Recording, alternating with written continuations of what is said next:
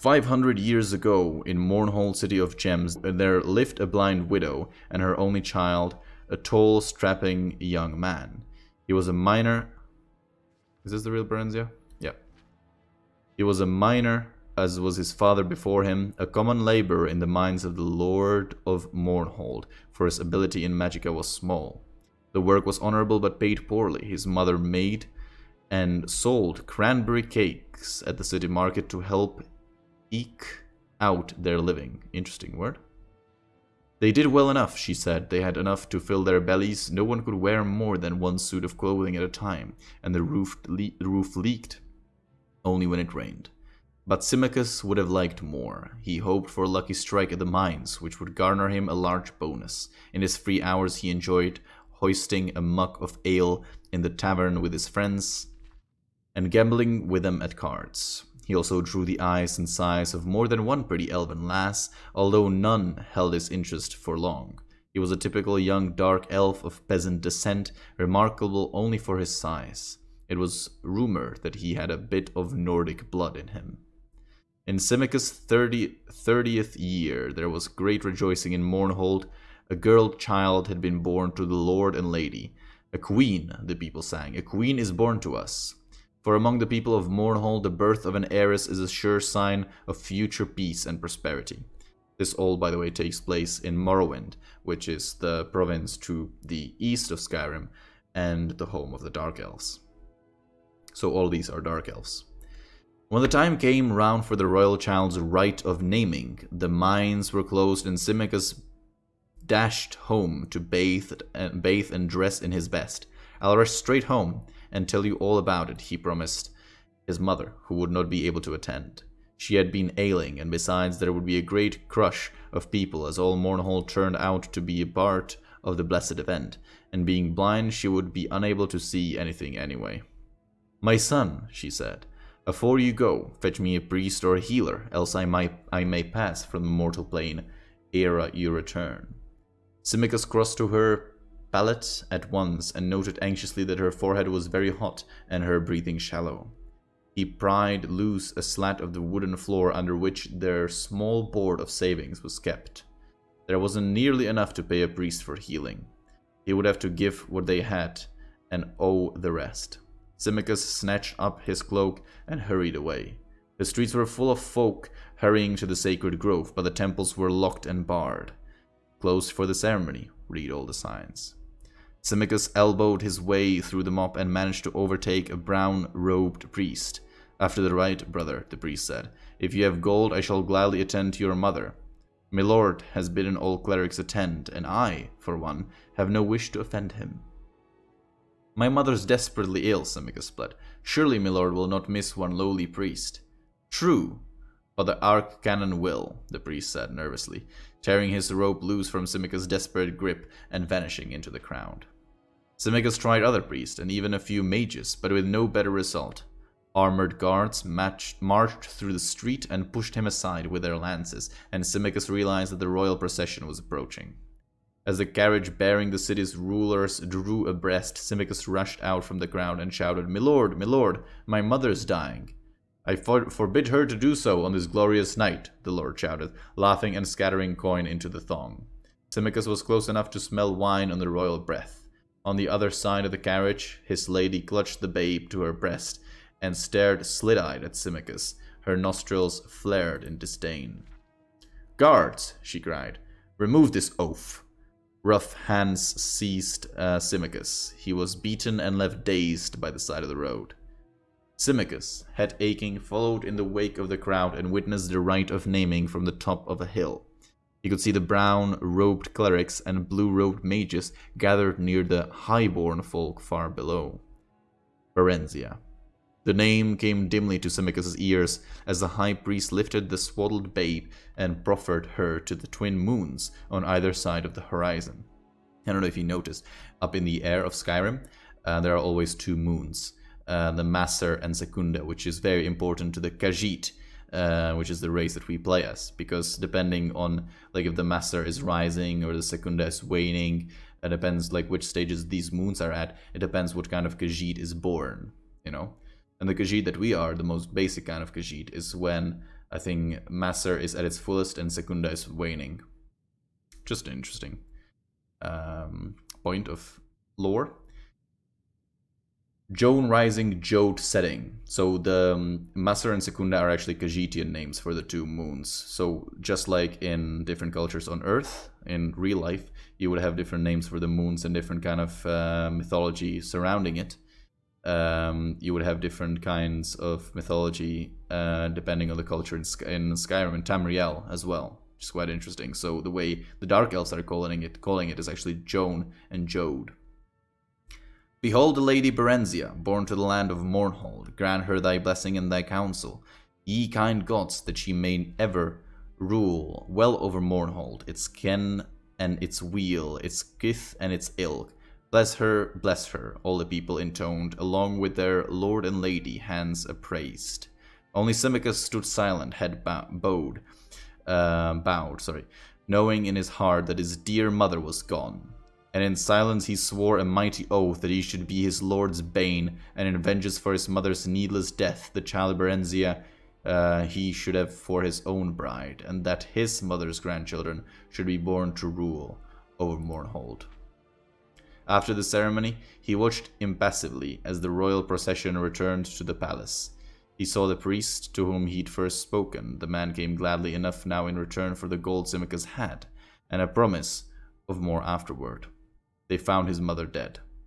The priest sighed and tucked the pouch of gold coins away. I'm sorry, brother. It's all right. You can forget the rest of the gold. There's aught I can do here.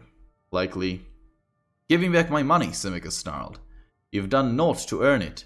He lifted his right arm threateningly. The priest backed away, about to utter a curse, but Simicus struck him across the face before more than 3 words had left his mouth. He went down heavily, striking his head sharply on one of the stones that formed the fire pit. He died instantly. Simicus snatched up the gold and fled the city. As he ran, he muttered one word over and over like a sorcerer's chant. Barenziah, he said. Barenziah. Barenziah. Barenziah stood on one of the balconies of the palace, staring down into the courtyard where soldiers milled, dazzling in their armor. Presently they formed into ordered ranks and cheered as her parents, the lord and lady, emerged from the palace, clad from head to toe in ebony armor, long purple-eyed fur cloaks following behind. Splendidly caparisoned, shining black horses were brought for them, and they mounted and rode to the courtyard gates and turned to salute her. Barenziah, they cried, Barenziah, our beloved farewell. The little girl blinked back tears and waved one hand bravely. Her favorite stuffed animal, a grey wolf cub she called Woofen, clutched to her breast with the other. She had never been parted from her parents before and had no idea what it meant, save that there was a war in the west, and the name Tiber Septim was on everyone's lips, spoken in hate and dread. Okay, not done yet, but just to recap, there was this guy, Simicus, who, because of the royal procession, because, you know, she had Barenziah as a little child, had her rite of naming, which is essentially like baptism. Nobody had time to help his mother, and his mother died. So obviously he's pissed, and this is just some peasant boy. But now we get to Barenziah as a small child of like noble descent. And there's a lord and lady of like the county where they live, of the small kingdom, because Morrowind is comprised of these small kingdoms. The Morrowind, again, is the country of the Dark Elves. And we have the interesting shout out to Tiber Septim over here, which is actually the first like long story that I talked about back in the beginning of the Skyrim storytelling kind of streams. Tiber Septim, of course, Talos, one of the biggest conquerors of this whole land. Now, obviously, this is a story that takes place in the Second Era. And so Tiber Septim has now conquered pretty much all the lands except for the lands of the elves, and now he's looking at Morrowind to conquer Morrowind, essentially. That's where they're at, historically. Barenziah, the soldiers cried, lifting their lances and swords and bows. Then her dear parents turned and rode away, knights trailing in their wake until the courtyard was nearly emptied. Some time after came a day when Barenziah was shaken awake by her nurse, dressed hurriedly, and borne from the palace. All she could remember of that dreadful time was seeing a huge shadow with burning eyes filling the sky. She was passed from hand to hand. Foreign soldiers appeared, disappeared, and sometimes reappeared. She's talking about a dragon, by the way. They managed to... Tiber Septim allegedly managed to conquer Morrowind with a dragon. But that's only one of the possibilities, because they created so much alternate histories, just like you have in real world, because you can never be sure when it comes to all kinds of different wars how and what actually happened, and different people write different things. There are of course different the differences in real life history is much smaller than in like games like that, obviously, because according to like most of the biographies in this game, he actually managed to Tiber Septim actually managed to conquer Morrowind because he struck a deal with like the most powerful leader of Morrowind, essentially. So, but yeah, this is implying that he used a dragon to conquer it, even though most likely he only used a dragon to conquer Hammerfell, which was a different province altogether. All she could remember, blah blah blah, hands appeared, disappeared. Her nurse vanished and was replaced by strangers, some more strange than others. There were days, or it may have been weeks, of travel. One morning, she awoke to step out of the coach into a cold place with a large grey stone castle amid empty, endless grey-green hills covered patchily with grey-white snow. She clutched Wuffen to her breast in both hands and stood blinking and shivering in the grey dawn, feeling very small and very dark in all this endless space, this endless grey-white space. If you didn't catch it, she is now... Morrowind has been conquered by Tiber Septim, and she has been transported to Skyrim. She and Hannah, a brown-skinned, black-haired maid who had been traveling with her for several days, went inside the keep. A large grey-white woman with icy grey-golden hair was standing by a hearth in one of the rooms. She stared at Barenziah with dreadful bright blue eyes. She's very black, isn't she? Jesus, now we get to the Nord racism. The woman remarked to Hannah. I've never seen a dark elf before. I don't know much about them myself, milady, Hannah said, but this one's got red hair and a temper to match. I can tell you that. Take care, she bites, and worse. I'll soon train her out of that, the other woman sniffed. And what's that filthy thing she's got? Ugh. The woman snatched Wuffen away and threw him into the blazing hearth. Jesus Christ. Barenziah shrieked and would have flung herself after him, but was held back despite her attempts to bite and claw at her captors. Poor Wuffen was reduced to a tiny heap of charred ash. Damn, so her new keeper in Skyrim now burned her favorite stuffed animal. Because she didn't like it. Jesus Christ, this is really medieval kind of society. Barenziah grew like a weed, transplanted to a Skyrim garden, a ward of Count Sven and his wife, the Lady Inge. Outwardly, that is, she thrived, but always there was a cold and empty place within. I've raised her as my own daughter, Lady Inge was wont to sigh as she sat gossiping when neighboring ladies came to visit. Difficult sentence. But she's a dark elf. What can you expect? Barenziah was not meant to overhear these words. At least she thought she was not.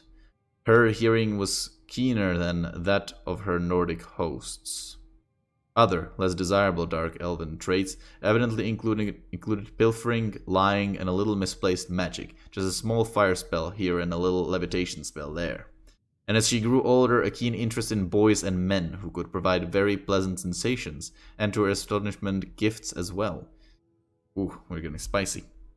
Inge disapproved of this last, for reasons incomprehensible to Barenziah, so she was careful to keep it as secret as possible.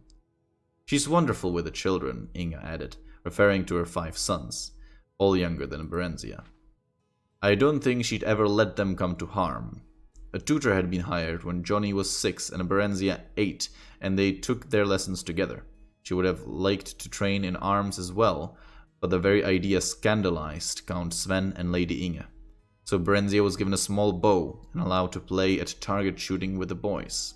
She watched them at arms practice when she could, sparred with them when no grown-up folk were about, and knew she was good as or better than they. Was good as in as good as or better than they. She's very proud, though, isn't she? One of the ladies would whisper to Inge, and Barenziah, pretending not to hear, would nod silently in agreement. She could not help but feel superior to the Count and his lady. There was something about them that provoked contempt. Afterward, she came to learn that Sven and Inge were distant cousins of Dark Moor Keep's last titled residents, and she finally understood. They were posers, I guess, imposters, not rulers at all. At least they were not raised to rule. This thought made her strangely furious at them, a good clean hatred quite detached from resentment. She came to see them as disgusting and repellent insects who could be despised, but never feared. Once a month a courier came from the Emperor, bringing a small bag of gold for Sven and Inge and a large bag of dried mushrooms from Morrowind for Barenziah, her favorite treat. On these occasions she was always made to look presentable, or at least as presentable as a skinny dark elf could be made to look in Inge's eyes before being summoned into the courier's presence for a brief interview. The same courier seldom came twice, but all of them looked her over in much the same way a farmer would look over a hog he is readying for market. In the spring of her 16th year, Barenziah thought the courier looked as if she were at last ready for market. Upon reflection, she decided she didn't wish to be marketed. The stable boy, Straw, a big, muscular, blonde lad, clumsy, gentle, affectionate, and rather simple, had been urging her to run off for some weeks now. Barenziah stole the bags of gold the courier had left, took the mushrooms from the storeroom, disguised herself as a boy in one of Johnny's old tunics and a pair of his cast-off breeches. And on one fine spring night, she and Straw took the two best horses from the stable and rode hard through the night toward Whiterun, the nearest city of any importance and the place where Straw wanted to be, also where we are right now reading this book. But Mournhold and Morrowind also lay eastward, and they drew Barenziah as a lodestone draws iron. In the morning, they abandoned the horses at Barenziah's insistence. She knew they would be missed and tracked down, and she hoped to throw off any pursuers. They continued on foot until late afternoon, keeping to side roads, and slept for several hours in an abandoned hut. They were on at dusk and came to Whiterun's city gates just before dawn. Barenziah had prepared a pass of sorts for Straw, a makeshift document stating an errand to a temple in the city for a local village lord. She herself glided over the wall with the help of a levitation spell. She had reasoned correctly, as it turned out, that by now the gate guards would have been alerted to keep an eye out for a young dark elven girl and a Nordic boy traveling together. On the other hand, unaccompanied country yokels like Straw were a common enough sight.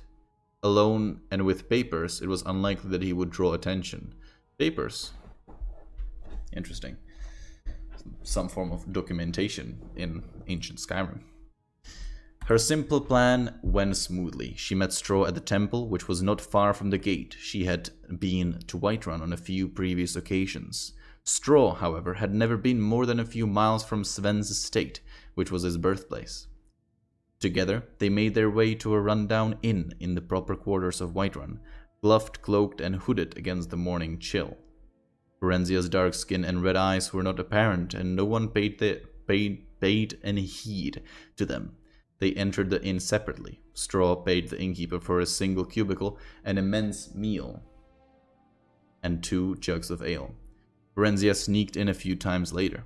They ate and drank together gleefully, rejoicing in their escape, and made love vigorously on the narrow cot. Oh my lord. Jesus Christ. This is a... R-rated book. Afterward, they fell into an exhausted, dreamless sleep. Okay, so Straw and Barenziah managed to make their way into Whiterun in secret. Managed to get their place in an inn. Ate a little and fucked. Good to hear. And then they fell asleep.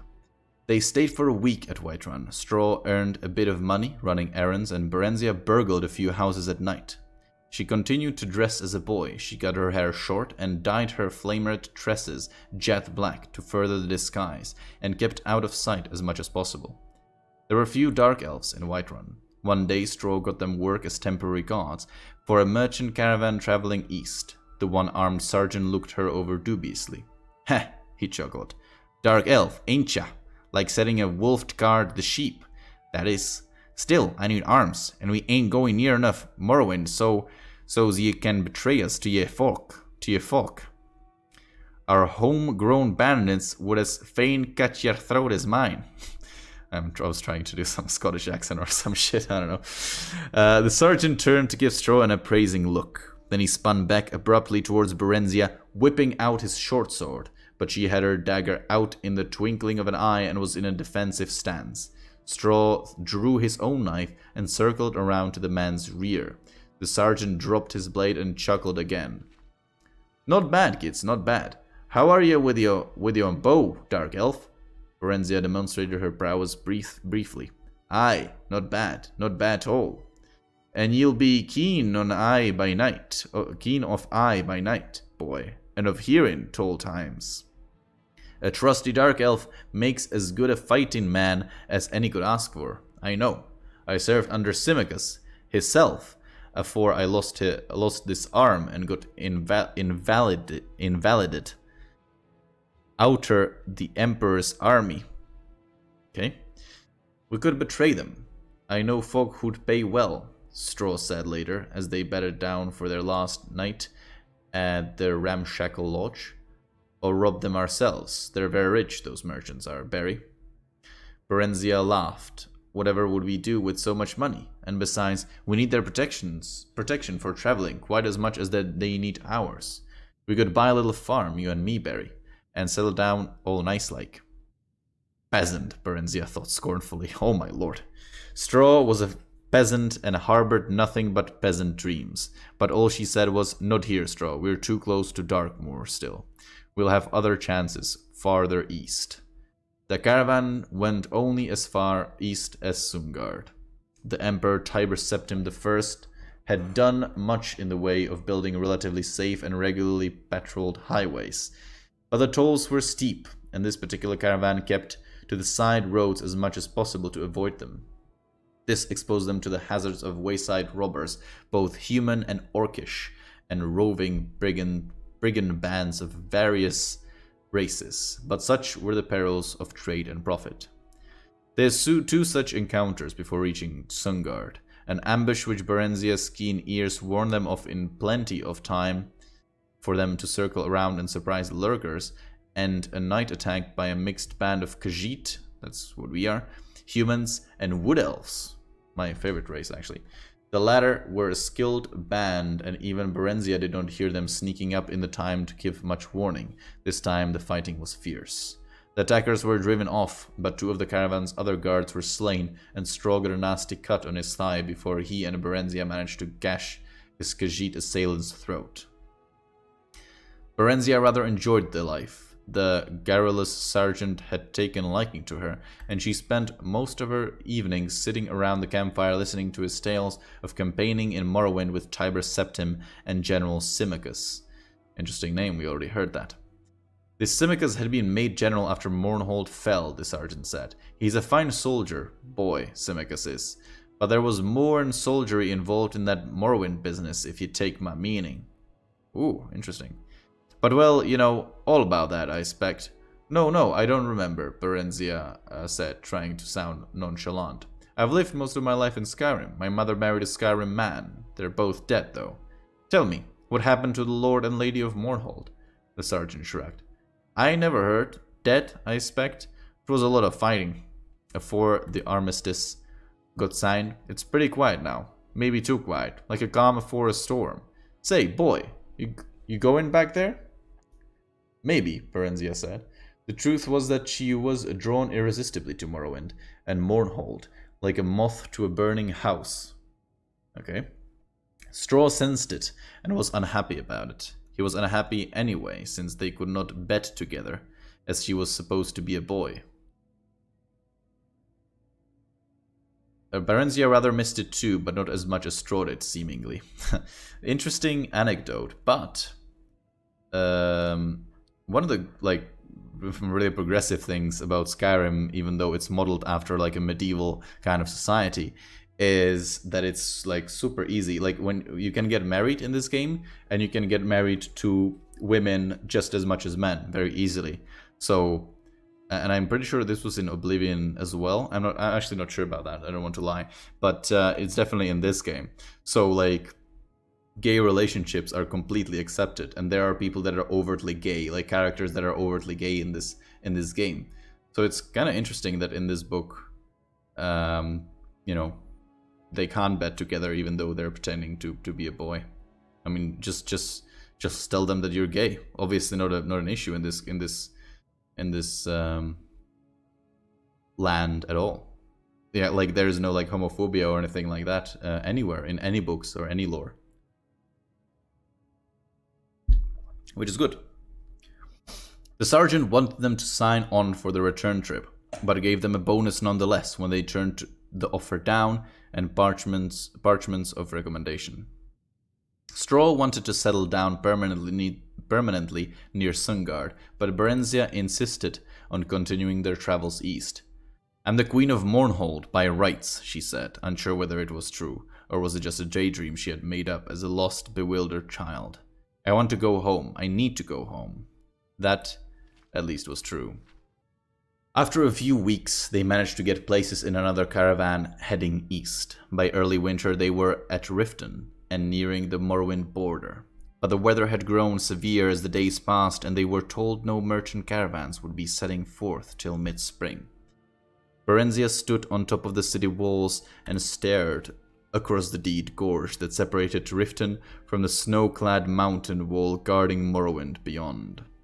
"Barry," Straw said gently, "Mournhold's a long way off yet, nearly as far as we've come already, and the lands between are wild, full of wolves and bandits and orcs and still worse creatures. We'll have to wait for spring." "There's Silgrot Tower," Barry said, referring to the Dark Elven township that had grown up around an ancient minaret guarding the border between Skyrim and Morrowind. "The bridge guards won't let me across, Barry. They're crack Imperial troops. They can't be bribed. If you go alone. I won't try and stop you. But what will you do? Silgrot Tower is full of Imperial soldiers. Will you become a washing woman for them, or a camp follower?" "No," Barenziah said slowly, thoughtfully. Actually, the idea was not entirely unappealing. She was sure she could earn a modest living by sleeping with the soldiers. She'd had a few adventures of that sort as they crossed Skyrim when she dressed as a woman and slipped away from Straw. She'd only been looking for a bit of variety. Ooh, Barenziah. I remember it was a little spicy, but not this spicy. Straw was sweet but dull. She'd been startled, but extremely pleased when the men she picked up offered her money afterward. Okay. Straw had been unhappy about it, though, and would shout for a while, then sulk for days afterward if he caught her at it. He was quite jealous. He'd even threatened to leave her. Not that he ever did, or could. But the Imperial Guards were a tough and brutal lot by all accounts, and Barenziah had heard some very ugly stories during their treks. The ugliest of them by far had come from the lips of an ex-army veterans around the caravan campfire, and were proudly recounted. They'd been trying to shock her and Straw, she realized, but she also comprehended that there was some truth behind the wild tales. Straw hated that kind of dirty talk, and hated it more that she had to hear it. But there was a part of him that was fascinated nevertheless. Barenziah sensed this and had encouraged Straw to seek out other women, but he said he didn't want anyone else but her. She told him candidly she didn't feel that way about him, but she did like him better than anyone else. "Then why do you go with other men?" Straw had asked on one occasion. "I don't know," Straw sighed. "They say Dark Elven women are like that." Barenziah smiled and shrugged. "I don't know, or... no, maybe I do. Yes, I do know." She turned and kissed him affectionately. "I guess that's all the explanation there is." Whew. That was book number 1. And, wow, what a beginning to the story. I hope I didn't bore you all to death. Book number 2 will take place next time, but this is where we're gonna end today's stream.